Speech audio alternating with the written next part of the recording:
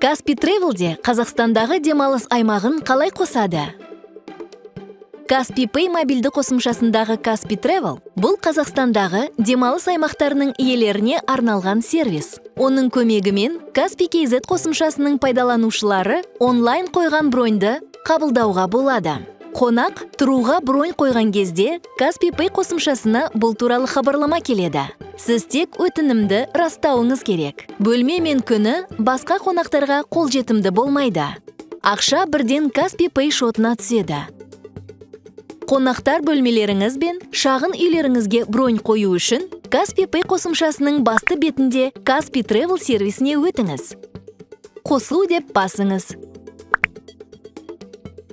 Содан кейін шартқа қол қойыңыз.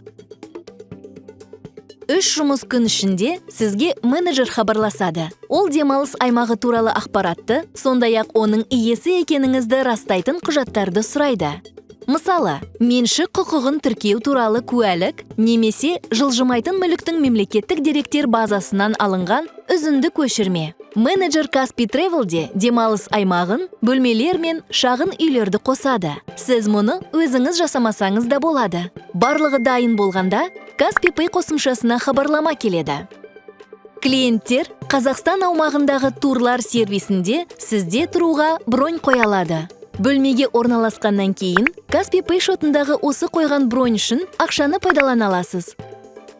Қонақтарыңыз көп болсын!